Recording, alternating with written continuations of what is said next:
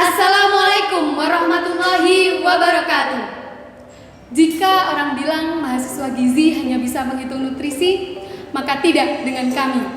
Kami menghitung nutrisi, kami berkreasi, kami berinovasi dan menginspirasi, sehingga dengan kemampuan puncak kami dapat terus berkarya, belajar, dan memperluas wawasan kami. Maka dengan bangga dan segala kerendahan hati, kami mahasiswa gizi Universitas Negeri Surabaya mempersembahkan di hadapan Anda arti dari sebuah kebersamaan dalam sebuah pergerakan, sebuah acara yang spektakuler, Gelar Cipta Karya Pengembangan Produk Mahasiswa Gizi 2019D Universitas Negeri Surabaya dengan tema Heal the World with Wonderfood.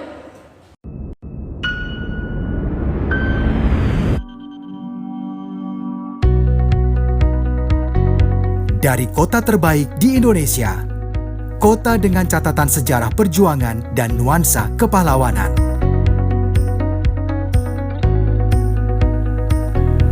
Selamat datang di Universitas Negeri Surabaya.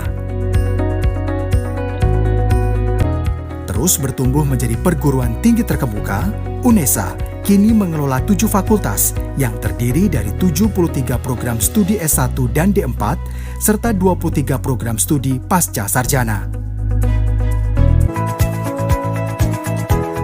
Sejarah panjang Fakultas Teknik tidak dapat dipisahkan dari sejarah Universitas Negeri Surabaya. Embrio Universitas Negeri Surabaya berawal dari kursus B1 dan B2 pada tahun 1950.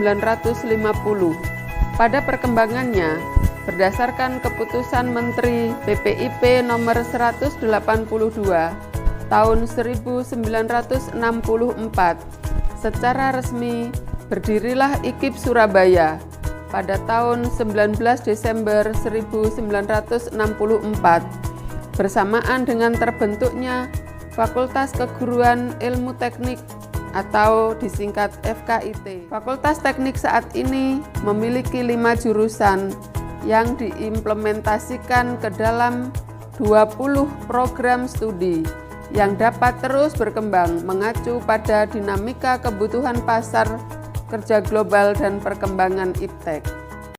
Jurusan PKK memiliki 4 program studi S1. Dalam pelaksanaan pembelajaran sehari-hari, jurusan PKK ditunjang oleh 20 lab yang memfasilitasi prodi S1 Pendidikan Tata Boga, S1 Pendidikan Tata Busana, S1 Pendidikan Tata Rias, dan S1 Gizi. Pembelajaran dilakukan secara teori maupun secara praktek. Program studi S1 Gizi. Prodi Gizi satu-satunya prodi kesehatan di UNESA. Dan kita berdiri baru 2017. Program studi S1 Gizi berdiri pada tahun 2017 yang berada dalam naungan Fakultas Teknik dan jurusan Pendidikan Kesejahteraan Keluarga. Sejarah berdirinya prodi S1 Gizi bermula ketika mulai banyak muncul prodi baru di Fakultas Teknik yang bersifat murni. Murni di sini yaitu prodi yang didasarkan bukan pada pendidikan, melainkan ilmu yang bersifat paten dan berdiri sendiri.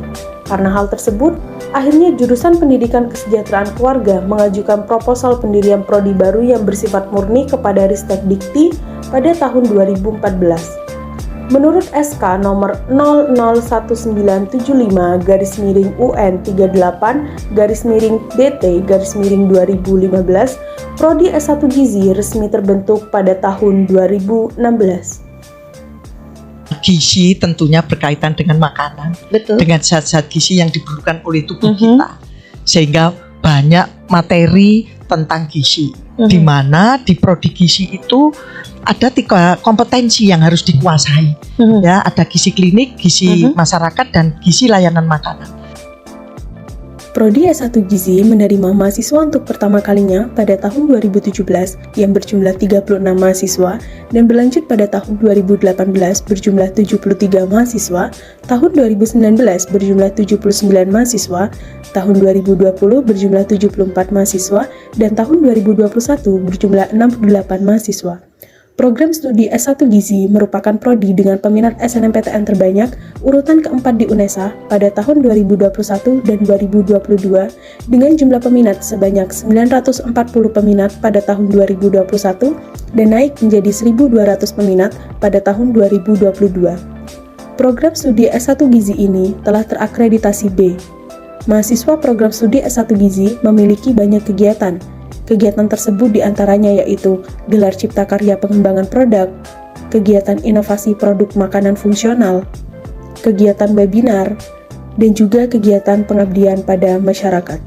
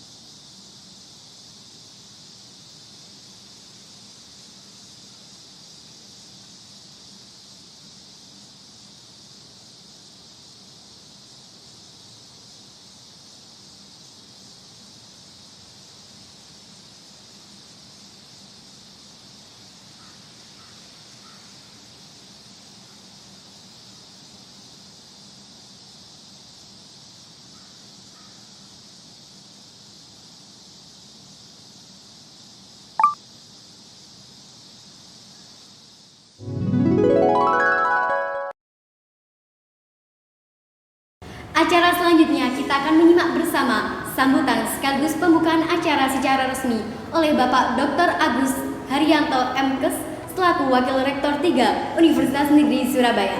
Sambutan kedua dari Ibu Dr. Maspiah MKes selaku Dekan Fakultas Teknik Universitas Negeri Surabaya, dan sambutan ketiga dari Saudara Ahmad Alwi selaku Ketua Pelaksana Gelar Cipta Karya Pengembangan Produk S1 Gizi 2019B.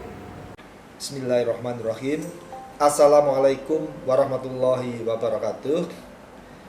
Salam sehat, salam bahagia, salam sejahtera untuk kita semua. Yang saya hormati Rektor Universitas Negeri Surabaya, Cak Hasan. Yang saya hormati Wakil Rektor Selingkung Universitas Negeri Surabaya. Yang saya hormati Dekan Fakultas Teknik Universitas Negeri Surabaya, para Wakil Dekan Selingkung Fakultas Teknik Universitas Negeri Surabaya, yang saya hormati para dosen di lingkungan program studi ilmu gizi Universitas Negeri Surabaya, dan para hadirin serta para mahasiswa yang sangat saya banggakan. Pertama, mari kita panjatkan puji syukur kehadirat Allah Subhanahu wa taala, Tuhan yang Maha Esa, yang senantiasa tidak henti-hentinya memberikan nikmat kepada kita semua, nikmat iman, nikmat sehat, nikmat bahagia, sehingga pada siang hari ini kita semua bisa bertemu meskipun melalui dunia maya, karena ini semua atas ridho dari Allah Subhanahu wa taala. Dan semoga Allah selalu melindungi dan membimbing kita semua dalam setiap langkah. Selawat serta salam semoga tercurahkan kepada junjungan kita Nabi besar Muhammad SAW, Nabi akhir zaman yang kita nanti-nantikan syafaatnya di Yaumil Qiyamah nanti. Bapak Ibu sekalian, hadirin yang saya hormati dan para mahasiswa yang saya banggakan, kita semua menyadari bahwa masih banyak masalah kesehatan saat ini yang sering disebabkan oleh pola makan yang salah. Oleh sebab itu, tuntutan untuk mutu pemilihan makanan yang sehat semakin meningkat. Sayangnya, persepsi makanan sehat pada masyarakat saat ini tidak bervariatif dan hanya itu saja. Oleh karena itu, perlu adanya kreativitas dalam mengembangkan makanan sehat yang menarik sekaligus dapat diterima oleh masyarakat saat ini. Dengan digelarnya gelar Cipta Karya, pengembangan produk ini diharapkan mampu memenuhi tuntutan tersebut meski secara kualitas dan kuantitas masih perlu pembinaan lebih lanjut. Gelar Cipta Karya pengembangan produk ini tidak hanya mengasah kreativitas, namun juga mengasah keterampilan para mahasiswa. Dengan adanya gelar cipta ini, maka mahasiswa dituntut untuk mampu berpikir kreatif, inovatif, dan terampil dalam menciptakan suatu produk pemakanan sehat yang dapat menjadi alternatif makanan untuk penderita penyakit dan masalah gizi yang ada di Indonesia. Oleh karena itu, mari kita melatih bekerja dengan terampil dan inovatif agar suatu saat nanti kita mampu untuk menciptakan dan memenuhi tuntutan makanan sehat,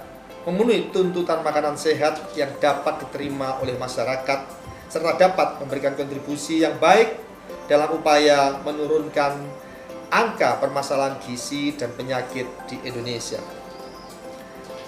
Para hadirin dan para mahasiswa yang sangat kami banggakan, dalam kesempatan ini tak lupa kami sampaikan ucapan banyak terima kasih kepada dosen pengampu, panitia, dan seluruh pihak terkait yang telah memberikan dedikasinya.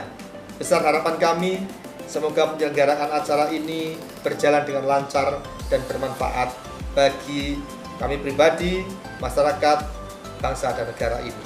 Hadirin dan mahasiswa yang sangat saya banggakan, atas izin dari hadirin semua, atas ridho dari Allah Subhanahu wa taala, maka dengan mengucap bismillahirrahmanirrahim, acara gelar Cipta Karya pengembangan produk S1 Gizi tahun 2019 resmi saya nyatakan dibuka. Demikian, kurang lebihnya saya mohon maaf dan semoga acara ini berjalan dengan lancar. Assalamualaikum warahmatullahi wabarakatuh. Assalamualaikum warahmatullahi wabarakatuh. Salam sejahtera, salam sehat untuk kita semua. Yang saya hormati para wakil dekan Selingkung Fakultas Teknik Universitas Negeri Surabaya, yang saya hormati Ketua Jurusan Pendidikan Kesejahteraan Keluarga, Ketua Program Studi S1 Gizi, para dosen, para orang tua, serta mahasiswa S1 Gizi Angkatan 2019 yang saya banggakan.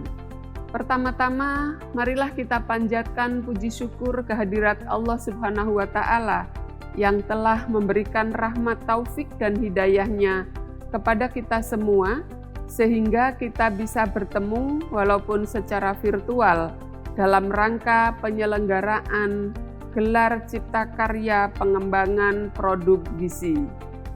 Gelar ini merupakan salah satu tugas dari mata kuliah Pengembangan Produk mahasiswa S1 Gizi angkatan 2019 yang dibimbing oleh Ibu Dr. Rita Ismawati, SPD MKes.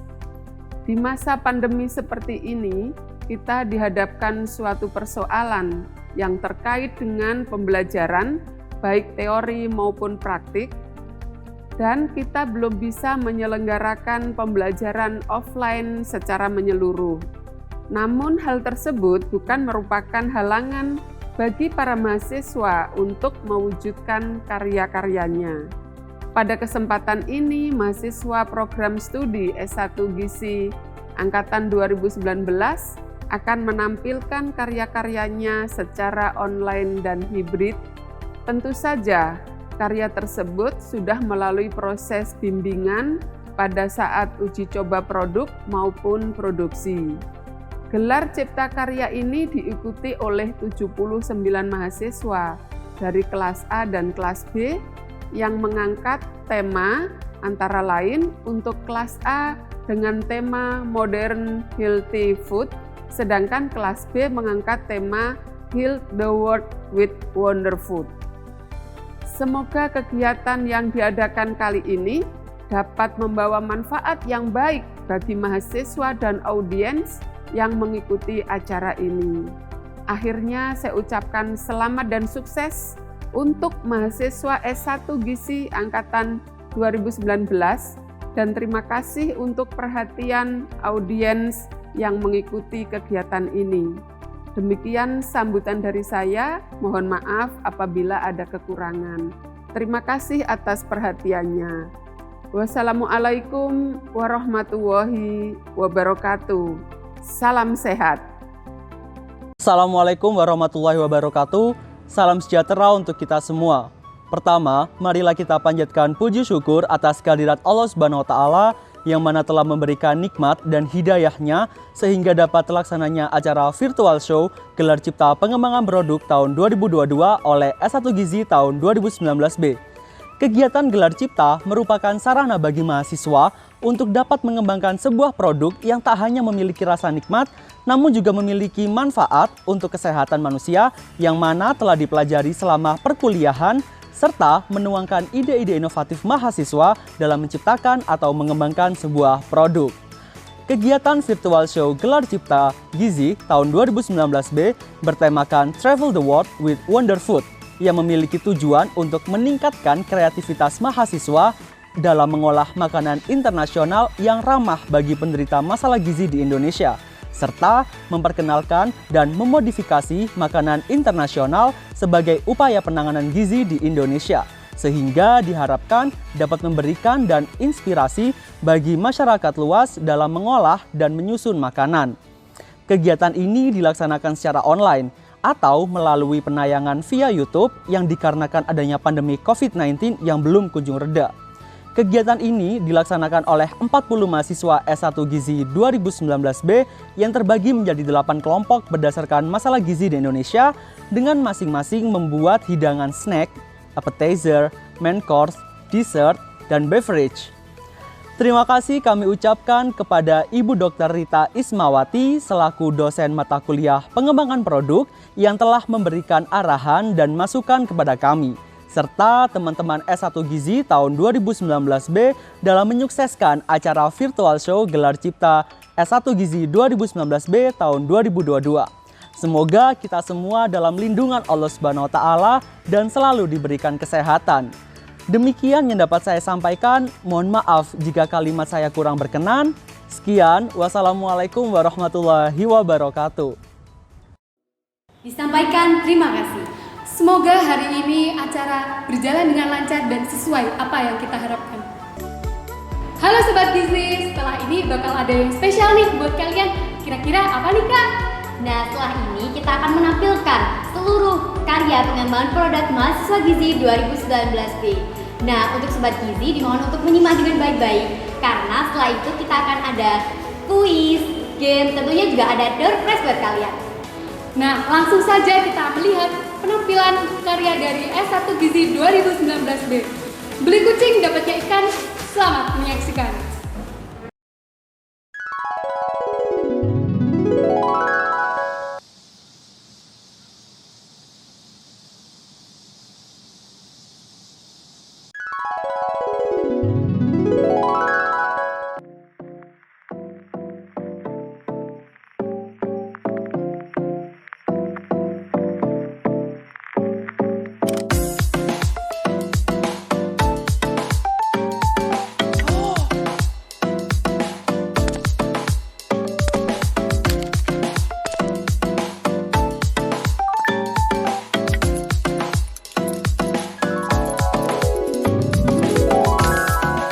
Selesaikan permainan ini untuk dapat melanjutkan perjalanan Anda.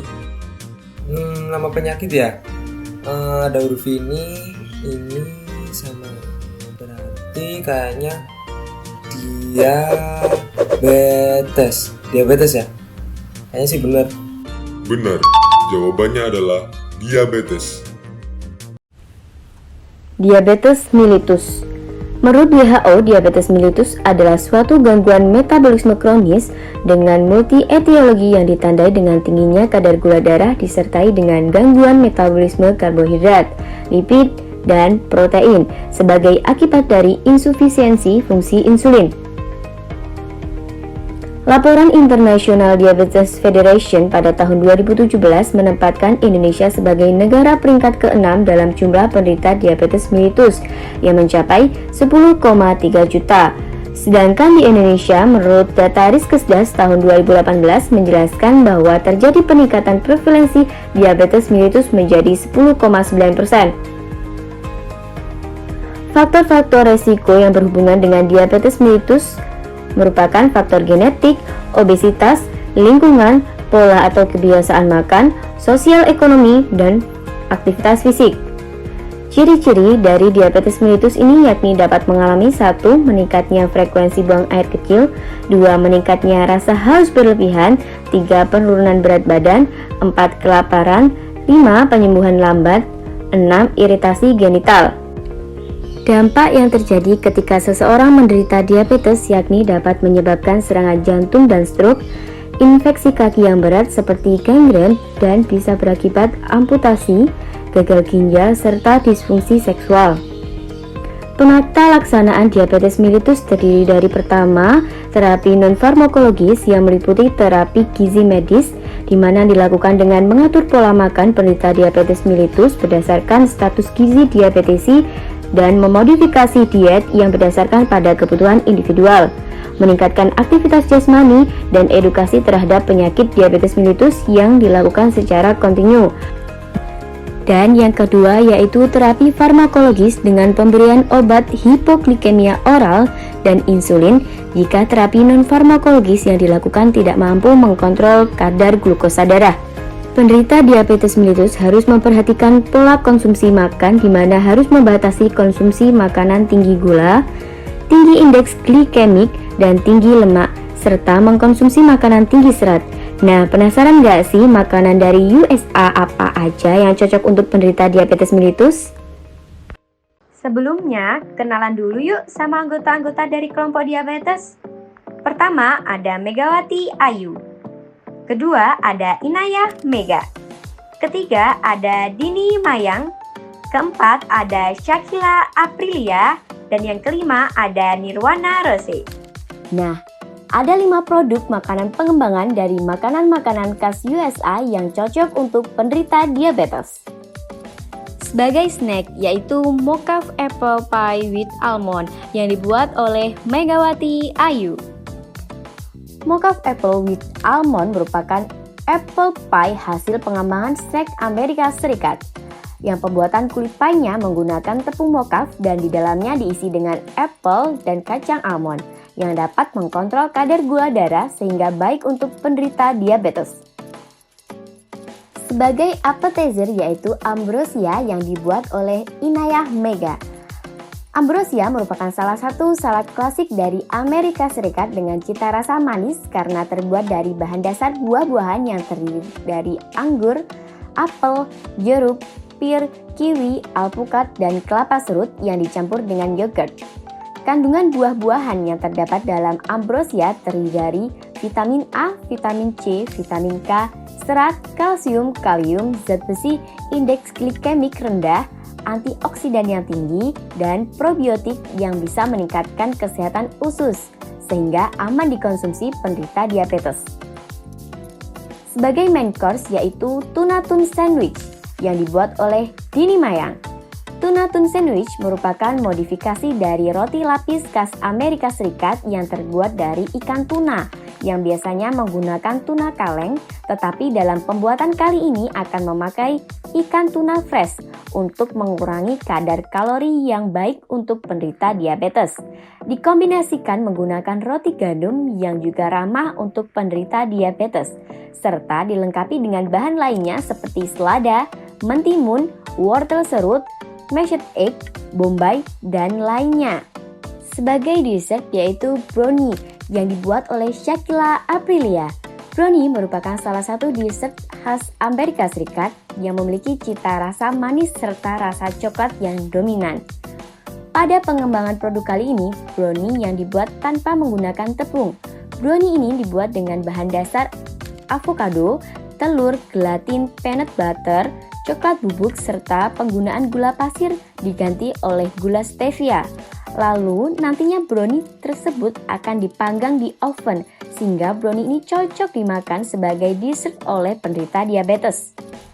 Sebagai beverage yaitu Real Soy, hot chocolate and chia seed smoothies yang dibuat oleh Nirwana Rose. Real Soy merupakan smoothies yang dibuat dengan menggunakan oatmeal yang mempunyai kadar glikemik indeks rendah yaitu 58 yang dapat membantu mengatur kestabilan kadar gula darah. Untuk cairan pada smoothies menggunakan susu kedelai yang kaya dengan asam lemak omega 3. Mengandung tambahan coklat bubuk tanpa gula dan chia seed mengandung kadar serat tinggi yang bermanfaat untuk mengkontrol gula darah, membuat kenyang lebih lama dan juga membantu menstabilkan berat badan.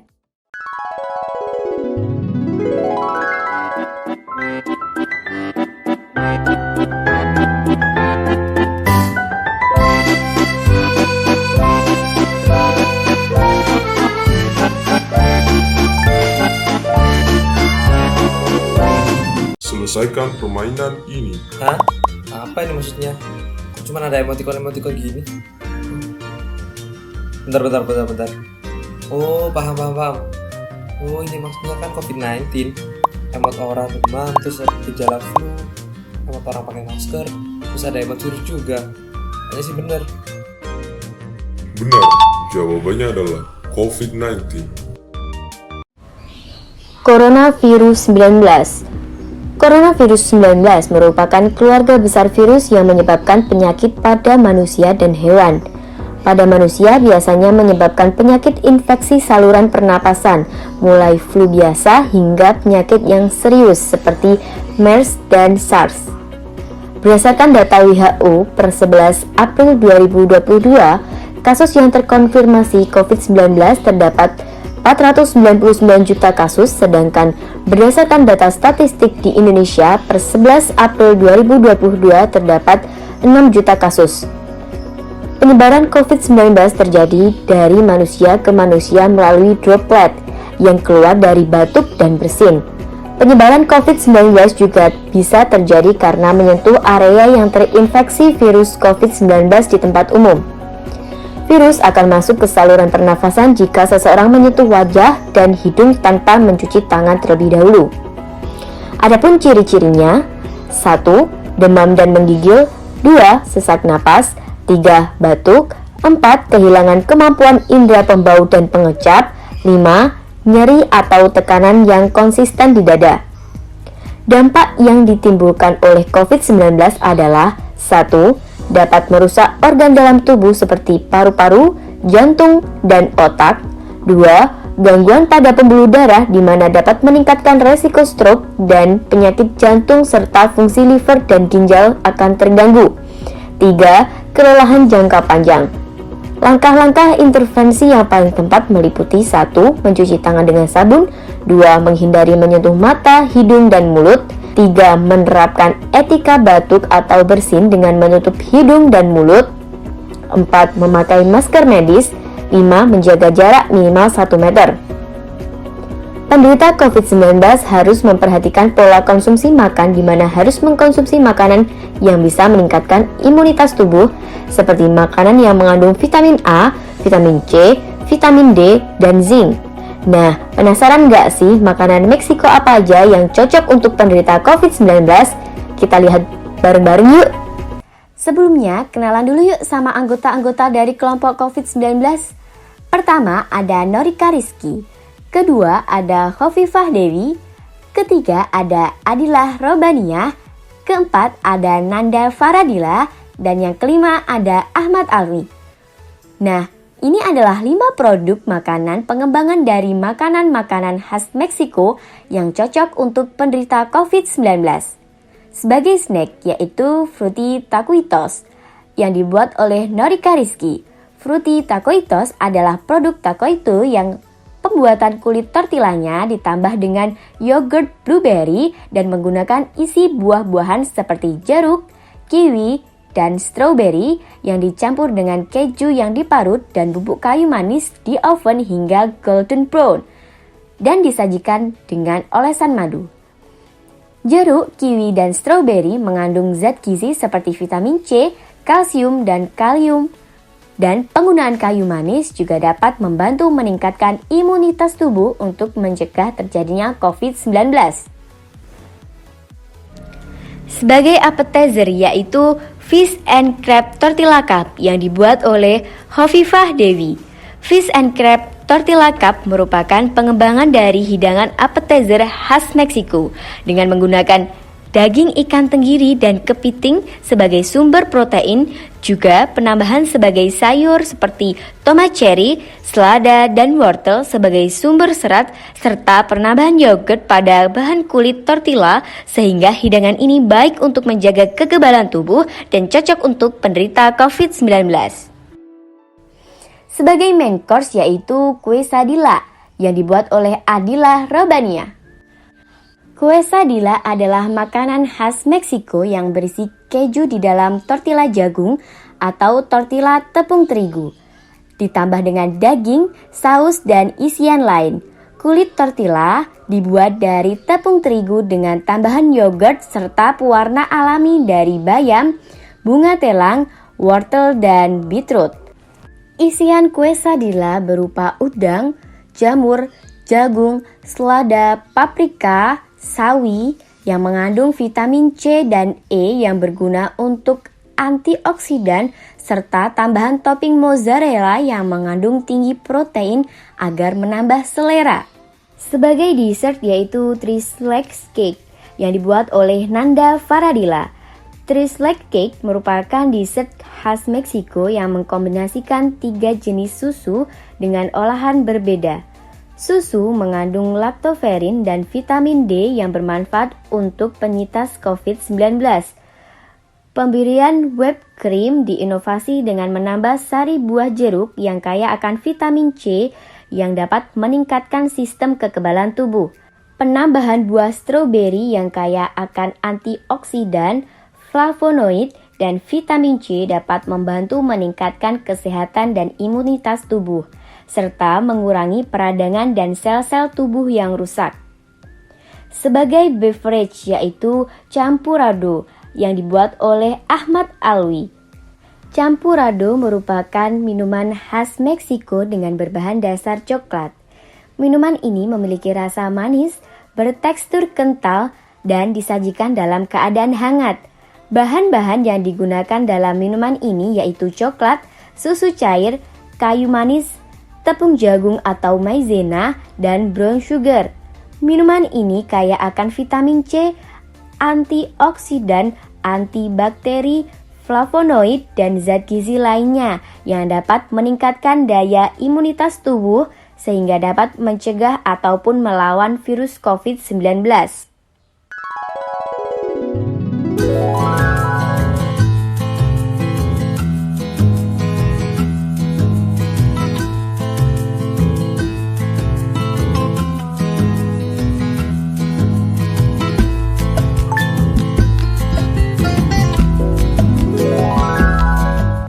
Selesaikan permainan ini. Wah, apalagi nih gamenya? Ada gambar orang lagi melambai, terus garis miring, sama pensil. Oh, ini jadi satu kata kan nantinya? Berarti ini hai kan hi, terus garis miring ini atau, terus ini pensilnya P-nya jadi T, terus L-nya dihilangin, jadinya tensi. Hi atau tensi? Hah? Oh, maksudnya hipertensi. Ya, hipertensi. Benar, jawabannya adalah hipertensi. Hipertensi. Apa sih hipertensi itu? Hipertensi adalah suatu keadaan di mana terjadi peningkatan tekanan darah di atas batas normal, di mana tekanan darah sistolik lebih dari 140 mmHg dan diastolik lebih dari 90 mmHg. Menurut data WHO tahun 2018 menunjukkan sekitar 1,13 miliar orang di dunia menyandang hipertensi, sedangkan prevalensi hipertensi di Indonesia adalah 31,7%, yang berarti hampir 1 dari 3 penduduk usia dari 18 tahun ke atas menderita hipertensi. Faktor risiko terjadinya hipertensi dibagi menjadi 2, yaitu faktor risiko yang tidak dapat dimodifikasi dan yang dapat dimodifikasi. Faktor risiko yang tidak dapat dimodifikasi terdiri dari umur, jenis kelamin, dan riwayat keluarga. Sedangkan faktor risiko yang dapat dimodifikasi terdiri dari obesitas, merokok, kurang aktivitas fisik, konsumsi garam berlebih, dislipidemia, konsumsi alkohol berlebih, psikososial, dan stres. Dampak yang ditimbulkan akibat hipertensi adalah seperti penyakit jantung koroner dan perdarahan otak. Risiko hipertensi dapat dikurangi dengan 1. Mengurangi konsumsi garam, di mana tidak boleh melebihi 1 sendok teh per hari. 2. Melakukan aktivitas fisik teratur seperti jalan kaki 3 km atau olahraga 30 menit per hari minimal 3 kali per minggu. 3. Tidak merokok dan menghindari asap rokok. 4. Diet dengan gizi seimbang. 5. Mempertahankan berat badan ideal. Dan 6. Menghindari minuman alkohol. Orang dengan hipertensi harus memperhatikan pola konsumsi makan dengan membatasi konsumsi garam dan makanan olahan, menghindari makanan berlemak, mengkonsumsi makanan tinggi serat, serta mengkonsumsi makanan yang mengandung kalium, magnesium, kalsium, dan isoflavon. Mau tahu nggak sih makanan dari Prancis apa yang cocok untuk penderita hipertensi? Sebelumnya, kenalan dulu yuk sama anggota-anggota dari kelompok hipertensi. Pertama ada Rizky Maulina. Kedua ada Natasha Pratima. Ketiga ada Koridatul Kudus. Keempat ada Irbah Sofia. Kelima ada Ramadivan Bagus. Nah, ini adalah 5 produk makanan pengembangan dari makanan-makanan khas Prancis yang cocok untuk penderita hipertensi.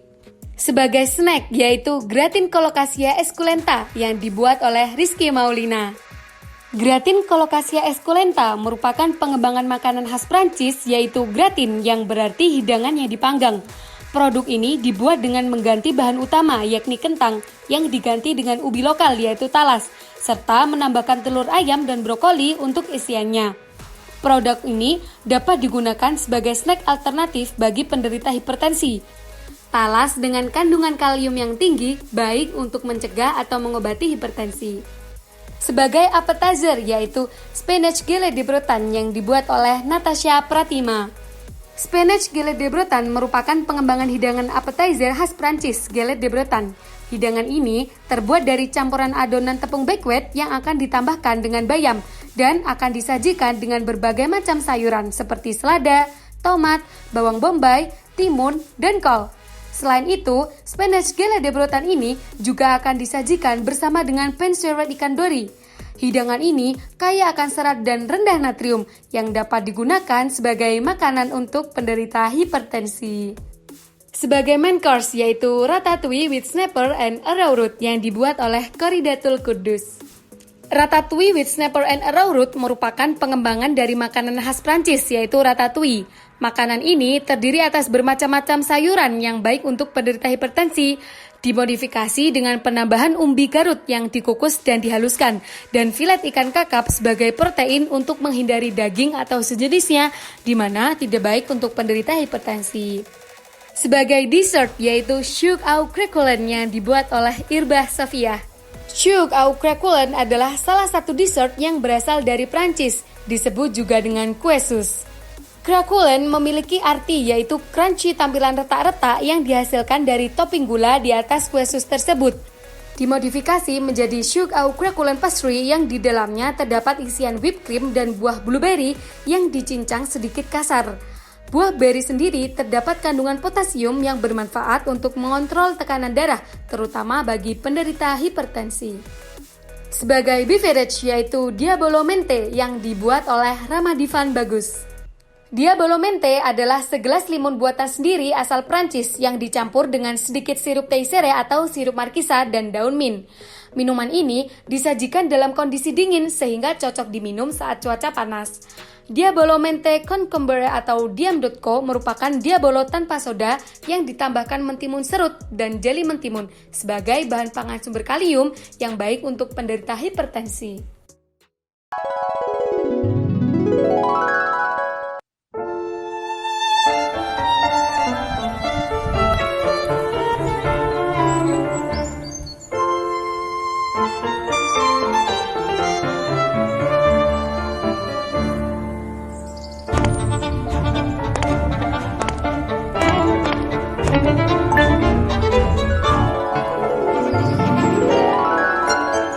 Selesaikan permainan ini. Ini dilengkapin gitu kan?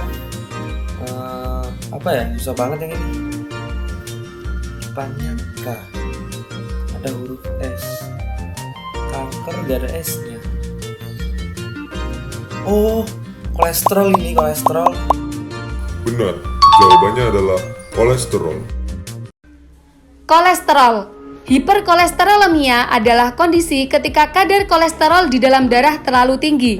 Jenis kolesterol dibagi menjadi dua, yaitu low density lipoprotein atau LDL atau sering disebut kolesterol jahat, dan high density lipoprotein atau HDL, yaitu kolesterol yang bermanfaat bagi tubuh manusia. Menurut WHO, pada tahun 2008, prevalensi global peningkatan kolesterol total pada orang dewasa adalah 39%, 37% untuk laki-laki, dan 40% untuk wanita. Sedangkan di Indonesia, terdapat sekitar 36 juta penduduk atau sekitar 18% dari penduduk Indonesia yang menderita kelainan lemak darah atau hiperkolesterolemia. Terdapat banyak faktor yang dapat meningkatkan risiko seseorang menderita hiperkolesterolemia. Beberapa faktor risiko tersebut adalah 1. Mengkonsumsi makanan yang mengandung kadar lemak trans tinggi seperti biskuit, kue, dan gorengan. 2. Mengkonsumsi banyak makanan yang mengandung kadar lemak jenuh tinggi seperti daging merah, mentega, dan es krim. 3. Menderita penyakit tertentu seperti diabetes, hipotiroidisme, dan penyakit ginjal. 4. Menderita obesitas. 5. Memiliki keluarga dengan riwayat penyakit kolesterol, penyakit jantung, dan familial hiperkolesterolemia. 6. Memiliki kebiasaan merokok dan mengkonsumsi minuman beralkohol. 7. Kurang berolahraga atau beraktivitas fisik. Beberapa ciri dari adanya gejala kolesterol antara lain 1. Nyeri dada, 2. Nyeri di tengkuk, 3. Sering kesemutan, 4. Mudah lelah dan ngantuk. Tingginya kadar kolesterol dapat menimbulkan aterosklerosis pada pembuluh darah di otak, aterosklerosis pada pembuluh jantung koroner, dan aterosklerosis pada pembuluh darah tungkai. Aterosklerosis sendiri merupakan pengendapan lemak dalam dinding pembuluh darah sehingga terjadi penurunan distensibilitas pembuluh darah. Intervensi yang dapat dilakukan untuk penderita hiperkolesterolemia antara lain adalah membatasi konsumsi makanan yang mengandung kolesterol dan menghindari konsumsi minuman beralkohol, memperbanyak konsumsi sayur, buah-buahan, dan ikan, melakukan diet tinggi serat, diet tinggi asam lemak tak jenuh, diet rendah kolesterol, menurunkan berat badan berlebih, berolahraga secara teratur seperti jogging, lari, bersepeda, atau berenang, menghentikan kebiasaan merokok. Orang dengan penyakit kolesterol harus memperhatikan pola konsumsi makan dengan mengkonsumsi makanan tinggi serat. Penasaran gak sih makanan dari Denmark apa saja yang cocok untuk penderita kolesterol? Sebelumnya, kenalan dulu yuk sama anggota-anggota dari kelompok kolesterol. Pertama ada Farida Farah. Kedua ada Devi Sekar. Ketiga ada Syahira Yumna. Keempat ada Sally Dewi. Kelima ada Aisyah Turida. Nah, ini adalah 5 produk makanan pengembangan dari makanan-makanan khas Denmark yang cocok untuk penderita kolesterol. Sebagai snack yaitu Cold Skull yang dibuat oleh Farida Farah. Cold Skull merupakan makanan ringan khas Denmark yang dibuat dengan pencampuran buttermilk, lemon juice, vanili, dan gula. Kemudian diberi topping biskuit dan buah. Cold Skull ini akan ditambahkan topping rendah lemak dan kaya serat seperti pada potongan biskuitnya, menambahkan remahan biskuit gandum dan topping strawberry, berry, serta apel, yang mana buah tersebut dapat membantu mengurangi kadar kolesterol total dan LDL dalam darah, serta kandungan polifenol yang cukup tinggi pada apel memberikan dampak positif pada kadar kolesterol.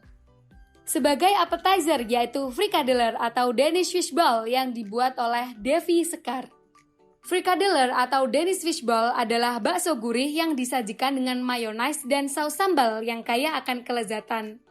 Dalam pembuatan appetizer ini digunakan bahan bakso yang rendah kolesterol yaitu ikan, yang lalu diletakkan pada adonan tepung seperti pizza agar lebih menggambarkan sebuah appetizer. Ikan yang digunakan dalam pembuatan fishball ini adalah ikan tuna yang merupakan salah satu ikan yang rendah akan kolesterol jahat. Sebagai main course yaitu Danish dory steak with mushroom sauce yang dibuat oleh Syahira Yumna. Danish dory steak with mushroom sauce merupakan pengembangan dari makanan utama khas Denmark yang berbahan utama ikan dori dan jamur. Perpaduan ikan dori yang dipanggang dan jamur yang dibuat saus membuat cita rasa yang sedap dan bergizi tinggi. Karena ikan dori memiliki kandungan kolesterol yang rendah dan pada jamur terkandung sumber serat yang baik untuk meningkatkan kesehatan jantung dan menurunkan risiko penyakit kardiovaskuler, sehingga membantu menjaga atau menurunkan kadar kolesterol dalam tubuh. Sebagai dessert yaitu Komande Coconut Cream Risalamande yang dibuat oleh Sally Dewi. Komande atau Coconut Cream Risalamande merupakan pengembangan dari Risalamande yakni dessert khas Denmark yang terdiri dari bubur nasi dan coconut cream yang disiram dengan saus ceri hangat. Penggunaan coconut cream sebagai pengganti whipped cream membuat produk ini tidak memiliki kandungan kolesterol atau zero kolesterol. Sebagai beverage yaitu Purple Smoothie, Mixed Berry and Almond Milk yang dibuat oleh Aisyah Turida. Purple Smoothie Mixed Berry and Almond Milk adalah beverage dengan penambahan mixed berry, almond milk, dan madu yang akan dijadikan smoothie. Produk ini memiliki kandungan yang kaya akan nutrisi, salah satunya antioksidan yang dapat digunakan untuk mengintervensi penderita kolesterol. Produk ini akan ditujukan untuk kelompok usia dewasa sebagai sasaran utama kelompok tertinggi penderita kolesterol.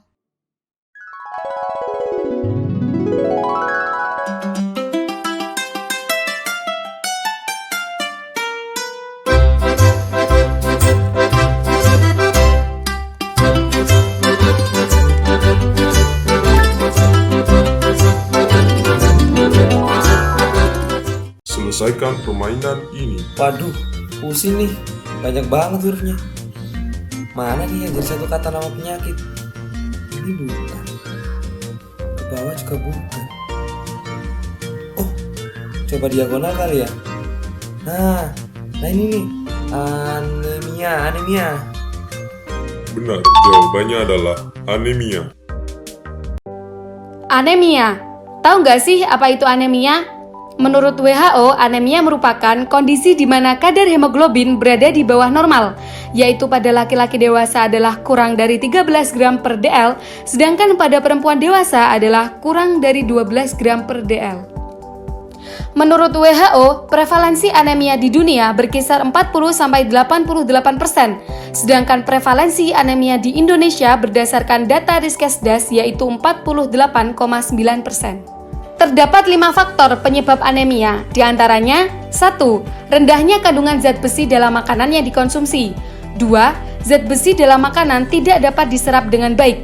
3. Penyerapan zat besi terhambat oleh zat penghambat. 4. Terdapat cacing tambang atau cacing pita dalam tubuh. 5. Pendarahan berlebih sehingga darah banyak berkurang akibat kecelakaan ataupun operasi. Ciri-ciri yang ditimbulkan adanya anemia antara lain adalah 1. Lesu dan cepat lelah, 2. Sakit kepala, 3. Mata berkunang-kunang, 4. Gangguan haid khusus perempuan, dan 5. Telinga berdenging. Jika dibiarkan tanpa penanganan, anemia berisiko menyebabkan beberapa komplikasi serius seperti kesulitan melakukan aktivitas akibat kelelahan, masalah pada jantung seperti aritmia dan gagal jantung, gangguan pada paru-paru misalnya hipertensi pulmonal, melahirkan prematur atau bayi terlahir dengan berat badan rendah, gangguan proses tumbuh kembang jika anemia terjadi pada anak-anak atau bayi dan rentan terkena infeksi. Intervensi yang dapat dilakukan pada anemia antara lain 1. Meningkatkan konsumsi zat besi dari makanan, 2. Mengubah kebiasaan pola makanan dengan menambahkan konsumsi pangan yang memudahkan absorpsi besi seperti vitamin C. 3. Mengurangi konsumsi makanan yang menghambat penyerapan zat besi seperti fitat, fosfat, tanin. 4. Konsumsi tablet tambah darah. Dan 5. Fortifikasi makanan dengan besi. Orang dengan anemia harus memperhatikan pola konsumsi makan dengan mengkonsumsi makanan tinggi zat besi dan vitamin C. Nah, mau tahu nggak sih makanan dari Italia apa aja yang cocok untuk penderita anemia? Sebelumnya, kenalan dulu yuk sama anggota-anggota dari kelompok anemia. Pertama ada Idrokul Mukasyafah. Kedua ada Dina Angelia. Ketiga ada Ika Rosita. Keempat ada Dila Lintang. Kelima ada Muhammad Ainur Rizki. Nah, ini adalah 5 produk makanan pengembangan dari makanan-makanan khas Italia yang cocok untuk penderita anemia. Sebagai snack yaitu spinaci croque di patate yang dibuat oleh Idrokul Mukasyafah. Spinaci croque di patate merupakan camilan khas Italia yang renyah di luar dan creamy di dalam.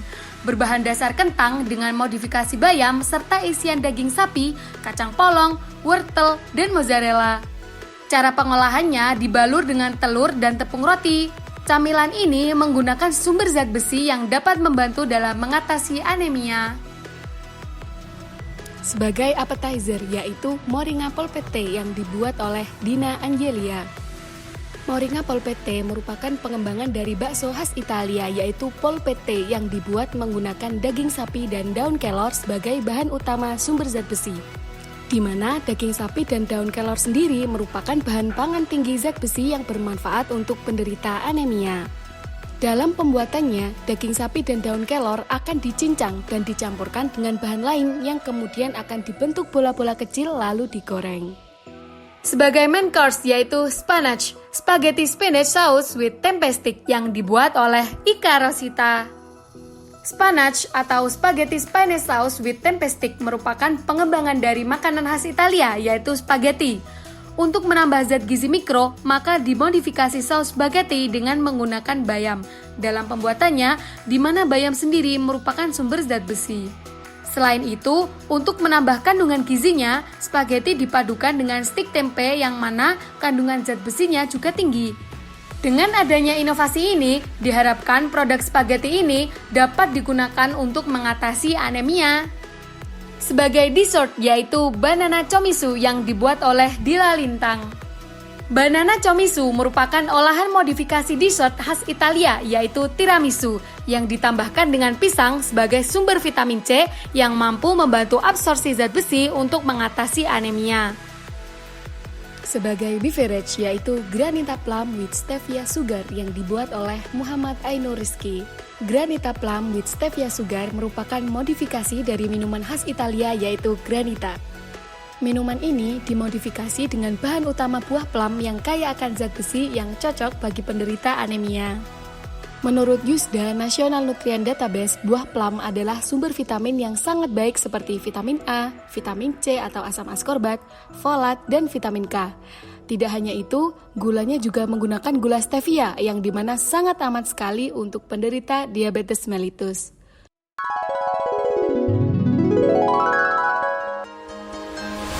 Wow. Cina nih.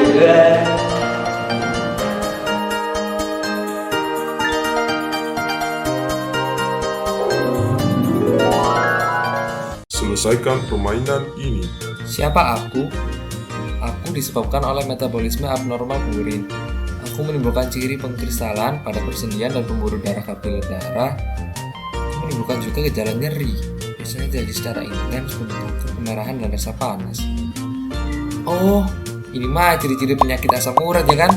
Ini ada 2 kata, asam urat. Ya, asam urat. Benar, jawabannya adalah asam urat. Asam urat. Apa sih asam urat itu? Asam urat atau arthritis gout adalah salah satu penyakit yang disebabkan oleh metabolisme abnormal purin yang ditandai dengan meningkatnya kadar asam urat dalam darah. Prevalensi gout arthritis di dunia sebanyak 34,2%, sedangkan berdasarkan hasil dari Riskesdas 2018, prevalensi penderita gout di Indonesia berdasarkan umur yaitu umur 15 sampai 24 tahun dengan diagnosis yaitu 1,2%, umur 25 sampai 34 tahun dengan diagnosis yaitu 3,1%, umur 35 sampai 44 tahun dengan diagnosis 6,3%, umur 45 sampai 50 tahun berdasarkan diagnosis 11,1%, umur 55 sampai 64 tahun berdasarkan diagnosis 15,5%, umur 65 sampai 74 tahun berdasarkan diagnosis 18,6%, dan umur 75 tahun atau lebih dari itu mencapai 18,9%. Berdasarkan penyebab penyakit asam urat digolongkan menjadi 2, yaitu yang pertama penyakit gout primer. Penyebab kebanyakan belum diketahui. Hal ini diduga berkaitan dengan kombinasi faktor genetik dan faktor hormonal yang menyebabkan gangguan metabolisme yang dapat mengakibatkan meningkatnya produksi asam urat, atau bisa juga akibat karena berkurangnya pengeluaran asam urat dari dalam tubuh. Yang kedua, penyakit gout sekunder. Penyebab penyakit gout sekunder yang pertama, meningkatnya produksi asam urat karena pengaruh konsumsi makanan yang berkadar purin tinggi. Yang kedua, produksi asam urat yang dapat meningkat karena penyakit pada darah seperti penyakit sumsum tulang, polisitemia, anemia hemolitik, obat-obatan seperti alkohol, obat-obat kanker, vitamin B12, diuretika, dosis rendah asam, dan salisilat. Yang ketiga, obesitas atau kegemukan. Yang keempat, diabetes mellitus yang tidak terkontrol dengan baik. Ciri-ciri penderita gout. Ciri-ciri yang ada pada penderita gout adalah pengkristalan pada persendian dan pembuluh kapiler darah. Selain itu, ciri atau gejala lain yang mungkin terjadi pada penderita gout diantaranya adalah nyeri atau biasanya terjadi secara intens, pembekakan, kemerahan, dan rasa panas. Dampak yang pertama, topi, yaitu penumpukan kristal padat di bawah kulit, hingga akhirnya membentuk benjolan kecil berwarna putih yang disebut topi. Yang kedua, kerusakan sendi. Yang ketiga, batu ginjal. Keempat, penyakit jantung koroner. Yang kelima, diabetes. Selain berbagai penyakit di atas, bahaya asam urat juga bisa muncul berupa penyakit katarak, sindrom mata kering, dan pengkristalan asam urat di dalam paru-paru. Pencegahan asam urat dapat dilakukan dengan cara berikut. Yang pertama, menghindari makanan yang mengandung zat purin tinggi seperti daging sapi, domba, babi sarden, lobster, tiram, kerang, udang, kepiting, tiram scallop, sementara konsumsi vitamin C, dairy produk rendah lemak seperti susu dan yogurt rendah lemak, ceri, dan kopi yang menurunkan resiko serangan gout. Kedua, perbanyak minum air putih.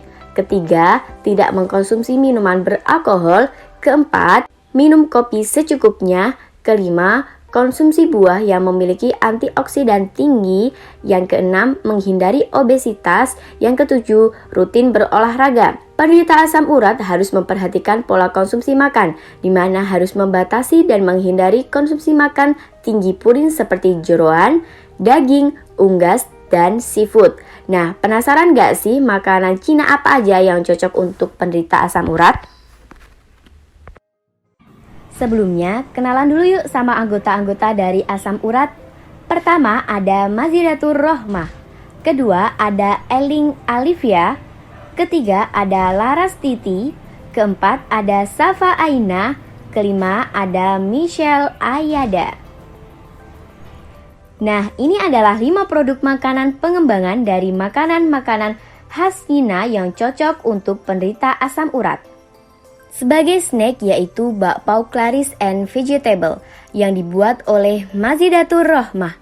Bakpao Claris and Vegetable merupakan pengembangan dari salah satu makanan Cina yaitu bakpao yang diberi isian ikan lele, brokoli, dan labu siam. Ikan lele menjadi ikan yang aman dikonsumsi pengidap asam urat karena kandungan purinnya yang terbilang lebih rendah. Selain itu, lele juga dapat menjadi makanan laut sumber vitamin D yang sangat baik. Selain lele, bahan isian yang digunakan adalah brokoli, wortel, dan labu siam yang mengandung berbagai senyawa antioksidan yang dapat bermanfaat bagi penderita asam urat. Sebagai appetizer yaitu Jiaozi Vegan Dumplings yang dibuat oleh Eling Alivia. Jiaozi Vegan Dumplings merupakan pengembangan dari makanan Cina yaitu jiaozi yang dikombinasikan dengan isian vegetarian menggunakan tahu, brokoli, dan wortel. Pada umumnya, penderita asam urat akan diberikan sayuran dan buah-buahan dalam jumlah yang banyak.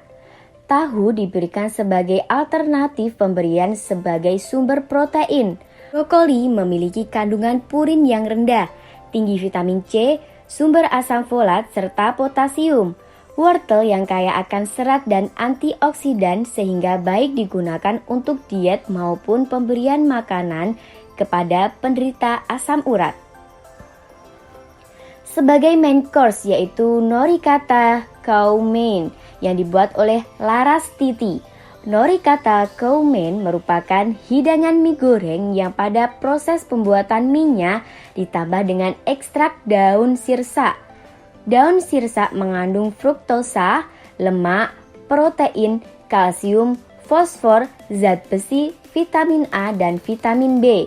Tidak hanya itu, daun sirsa juga mengandung flavonoid atau antioksidan tertinggi yang mampu mencegah pembentukan asam urat dengan cara menghambat kerja enzim kantin oksidase. Selain daun sirsa yang menjadi highlight dari produk ini juga terdapat telur, wortel, pak choy, dan daun bawang sebagai pelengkapnya. Sebagai dessert yaitu grass jelly dessert yang dibuat oleh Safa Aina.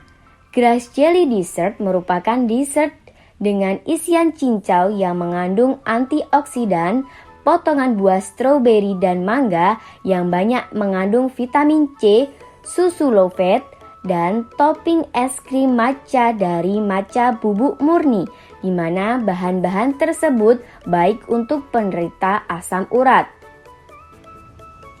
Sebagai beverage yaitu Freshly Tropical Yellow Splash yang dibuat oleh Michelle Ayada. Freshly Tropical Yellow Splash merupakan minuman yang terbuat dari cuka apel dan air lemon. Cuka apel mengandung asam malat yang secara efektif melarutkan asam urat dalam aliran darah. Buah lemon merupakan salah satu buah yang berasal dari Cina. Lemon juga efektif dalam asam urat karena mengandung vitamin C yang dapat membantu meredakan nyeri dan mengurangi pembengkakan. Serta vitamin C juga dapat membantu ginjal agar lebih bekerja secara efisien membuang asam urat yang berlebihan.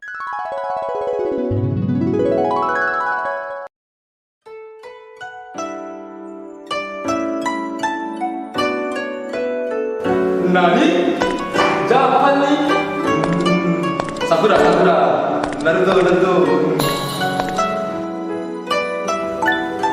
Nani?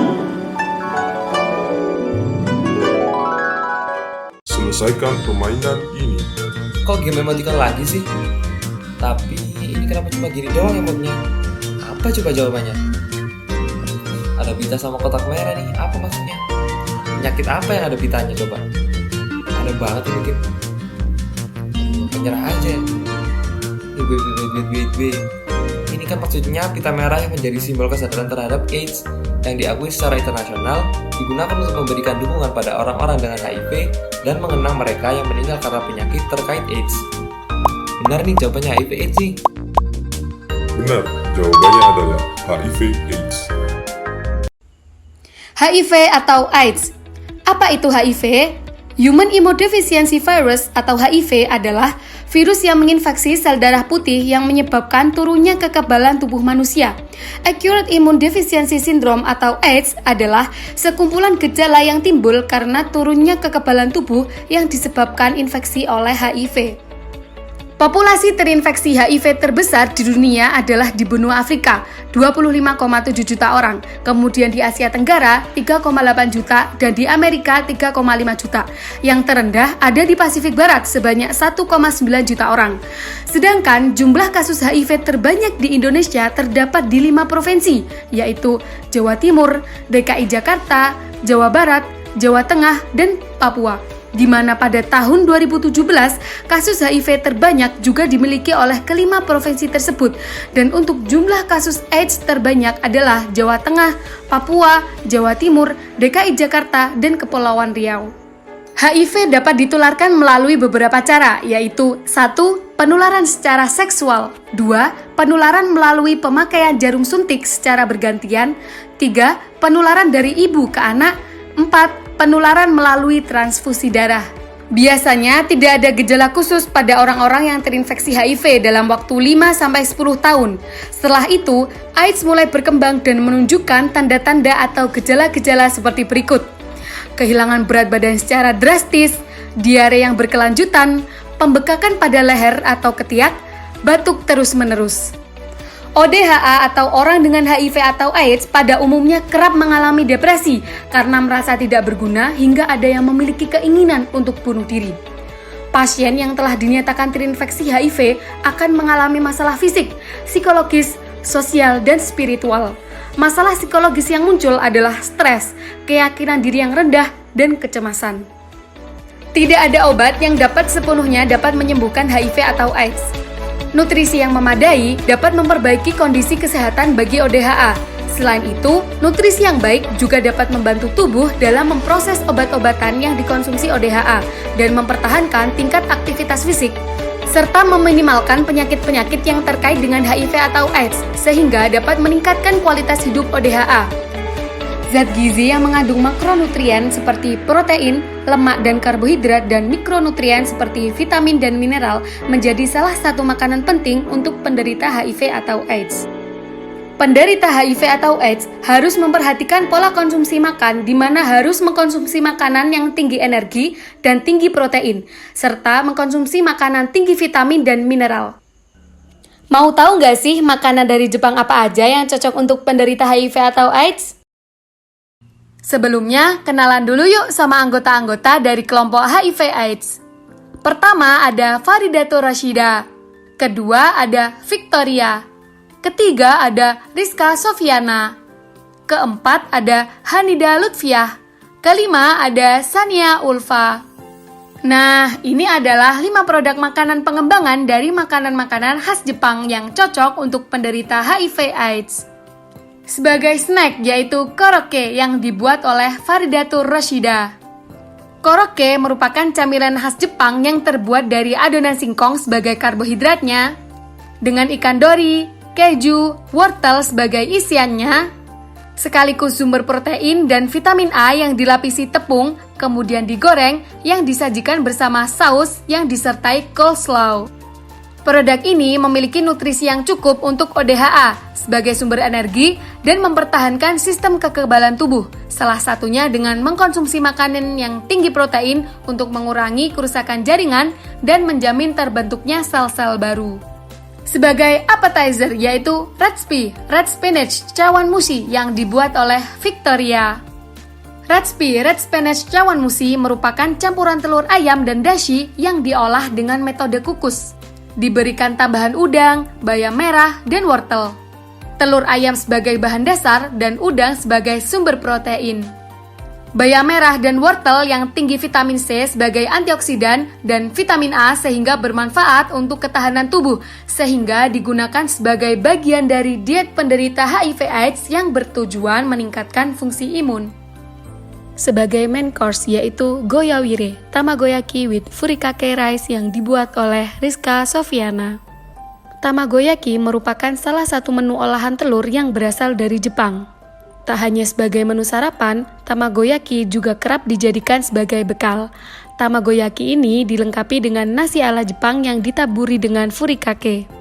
Perawatan ODHA perlu diimbangi dengan keadekuatan asupan nutrisi, salah satunya dengan pemberian makanan tinggi protein seperti telur dan wortel yang mengandung vitamin A untuk ketahanan tubuh, sehingga dapat meningkatkan fungsi imun. Sebagai dessert yaitu Kawaii Mochi, fruity choco mochi yang dibuat oleh Hanida Lutfiah. Mochi ialah kue yang khas dibuat dengan tepung beras ketan. Kawaii Mochi merupakan sebuah fruity choco mochi yang dibuat dengan isian buah-buahan berupa anggur, strawberry, dan nanas yang dilapisi dengan coklat dan berbentuk buah sesuai isiannya. Buah-buahan tersebut kaya akan vitamin A dan C yang baik bagi sistem imun. Di samping itu, tepung beras ketan mengandung cukup protein yang baik untuk pemulihan jaringan tubuh. Sebagai beverage yaitu Aoi Jiru yang dibuat oleh Sanya Ulfa. Aoi Jiru merupakan minuman khas Jepang yang terbuat dari campuran kale dan sayuran hijau lainnya. Kale merupakan sayuran dengan zat antioksidan lengkap, mengandung vitamin A, B6, C dan K, omega 3, tinggi kalsium, asam folat, dan mineral. Sedangkan untuk campurannya menggunakan buah alpukat serta apel hijau. Alpukat memiliki kadar lemak yang cukup tinggi yaitu sekitar 16% yang dapat mencukupi kebutuhan kalori penderita HIV. Dan untuk apel mengandung antioksidan yang sangat tinggi, vitamin A dan C.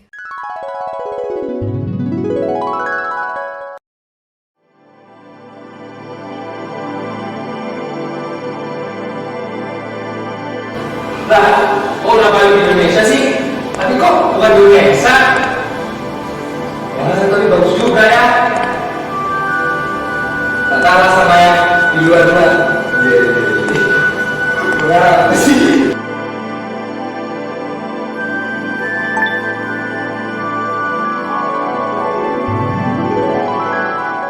Selesaikan permainan ini. Bentar, kok perintahnya cuma selesaikan permainan ini aja sih? Biasanya kan selesaikan untuk dapat melanjutkan perjalanan ya. Bodo amat lah, lanjut aja lah. Lah, makin aneh aja ini gamenya. Masa tebak gambar tapi satu doang gambarnya? Mana gambar orang gak punya uang lagi di kantongnya? Duh, apa sih nih? Sumpah, masa orang kantong kering gini dijadiin clue sih? Bentar. Kantong kering. Biasanya kan disebut kanker ya, kantong kering. Nah, fix ini mah penyakit kanker. Benar, jawabannya adalah kanker. Kanker. Apa sih kanker itu? Kanker adalah penyakit tidak menular yang disebabkan oleh adanya pertumbuhan sel abnormal yang berkembang dengan cepat dan tidak terkendali, serta menyebar ke organ atau jaringan lain dalam tubuh. Data Global Burden of Cancer 2020 menyebabkan bahwa benua Asia berkontribusi terbesar yaitu 49,3% terhadap kasus kanker di dunia. Dan Indonesia menempati urutan pertama di wilayah Asia Tenggara dengan jumlah kasus kanker baru sebesar 396.000 dan 234.000 kasus kematian akibat kanker. Secara umum ada dua faktor penyebab kanker. Yang paling sering terjadi yaitu faktor internal seperti keturunan dan faktor eksternal misalnya perubahan hormon, obesitas, kekurangan berolahraga, kebiasaan merokok, serta paparan radiasi, virus, dan bahan-bahan kimia. Gejala dari kanker antara lain adalah munculnya benjolan yang tidak lazim, perubahan pada kulit, masalah pada kelenjar getah bening, berat badan turun tanpa sebab, batuk atau sesak napas berkepanjangan, munculnya rasa sakit tanpa sebab, dan perdarahan tidak normal. Mencegah kanker lebih baik daripada mengobatinya, yaitu dapat dilakukan dengan mengkontrol faktor resiko, diantaranya mengubah gaya hidup dengan pola yang sehat dan seimbang, menjaga IMT, olahraga, Selain itu, ada juga terapi diet kanker dengan kemoterapi yang disesuaikan dengan kondisi pasien, yang mana bertujuan untuk mengoptimalisasi status gizi, cukup energi, protein, vitamin, dan mineral, serta lemak tidak berlebih. Porsi kecil tapi sering bentuk makanan sesuai kemampuan. Penderita kanker harus memperhatikan pola konsumsi makan, di mana harus membatasi konsumsi makanan mentah, makanan yang dibakar, dan makanan tinggi lemak, serta harus mengkonsumsi makanan tinggi energi, tinggi protein. Nah, penasaran gak sih makanan yang cocok untuk penderita kanker? Sebelumnya, kenalan dulu yuk sama anggota-anggota dari kelompok kanker. Pertama ada Ilham Alfian, kedua ada Citra Ayu, ketiga ada Lady Nubailah, keempat ada Dwi Nastiti, kelima ada Lutfianti Dwi. Nah, ini adalah 5 produk makanan pengembangan dari makanan-makanan khas Indonesia yang cocok untuk penderita kanker. Sebagai snack yaitu Lesri atau Ledre Soya Talas Raspberry yang dibuat oleh Ilham Alfian. Lesri atau Ledre Soya Talas Raspberry merupakan pengembangan dari makanan khas Kabupaten Bojonegoro, Jawa Timur. Makanan ringan ini berbentuk gulungan memanjang, rasanya manis dengan cita rasa dan aroma pisang. Bahan dasar pembuatan kue ledre terdiri dari tepung beras, pisang raja, santan, gula pasir, dan minyak kacang. Ledre kali ini dimodifikasi dengan penambahan tepung talas, kedelai bubuk, dan juga selai raspberry yang mengandung polifenol dan flavonoid yang dapat mencegah kanker leher rahim dan menghambat pertumbuhan kanker. Sebagai appetizer yaitu manselso atau salmon selat Solo yang dibuat oleh Citra Ayu. Manselso merupakan pengembangan dari hidangan khas Jawa Tengah Indonesia yaitu selat Solo. Manselso dibuat dengan modifikasi daging sapi yang ada pada selat Solo yang digantikan dengan ikan salmon, di mana ikan salmon diketahui sebagai sumber omega 3 yang dapat berperan untuk meredam badai sitokin sehingga dapat membantu meningkatkan nafsu makan pasien kanker dan dapat mencegah kaheksia. Sebagai main course yaitu soya mie Aceh yang dibuat oleh Lady Nubailah. Soya mie Aceh adalah inovasi mie Aceh khas Indonesia yang terbuat dari mie substitusi tepung kacang, kedelai, dan bayam. Sehingga produk ini tinggi isoflavon dan flavonoid yang bermanfaat sebagai anti kanker dan perbaikan sel yang rusak. Soya mie Aceh juga diperkaya protein hewani dengan isian daging ayam, cumi-cumi, udang, dan telur. Sebagai dessert yaitu temputu yang dibuat oleh Dwi Nastiti.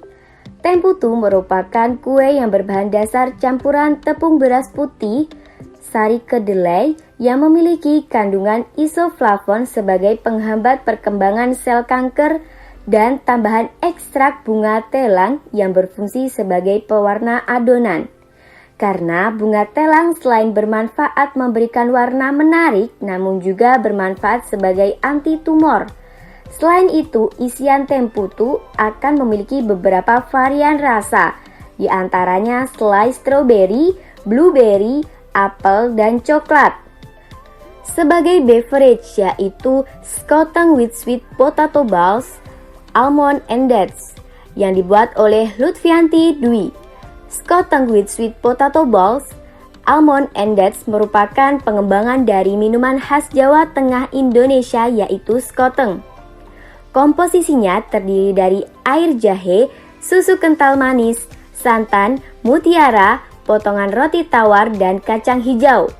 Produk ini akan diberi penambahan bola-bola dari ubi jalar ungu dan ubi madu, ditambah dengan irisan kurma dan almond. Warna ungu pada ubi jalar disebabkan oleh zat warna alami yang disebut dengan antosianin. Antosianin berfungsi sebagai antioksidan dan penangkap radikal bebas, sehingga berperan untuk mencegah terjadinya kanker dan penyakit degeneratif. Selain itu, antosianin juga memiliki kemampuan sebagai antimutagenik dan antikarsinogenik.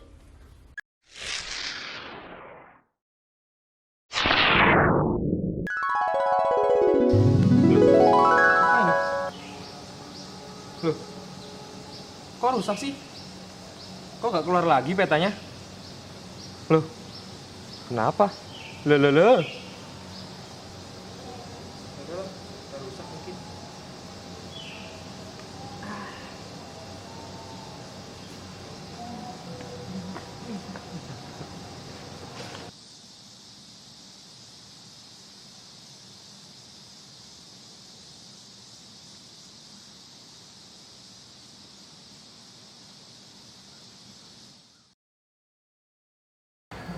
Hai Sobat Gizi, gimana nih tadi jalan-jalannya dengan kalori? Pasti seru sih Kak, karena Sobat-Sobat Gizi ini udah mengikuti acara kita dari awal sampai akhir. Untuk Sobat Gizi, jangan lupa untuk follow Instagram kami Gizi Unesa 2019B. Karena nanti pengumuman pemenang kuis akan diumumkan di Instagram. Tidak terasa kita sudah sampai di penghujung acara. Kami selaku pembawa acara mohon maaf apabila ada tutur kata dan tingkah laku yang kurang berkenan di hati. Saya Olivia Nidunarasana dan saya Syahira Yumna Aziza pamit undur diri dan terima kasih. Gelar Cipta Karya Pengembangan Produk Gizi 2019B, Heal the World with Wonder Food Around the World. Kembali lagi di channel YouTube Gizi 2019. Temanya International Food.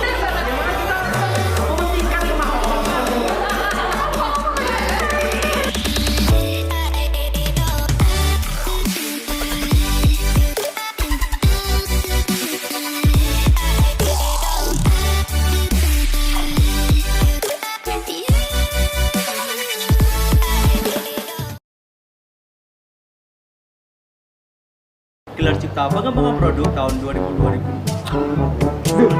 Gizi 2019B punya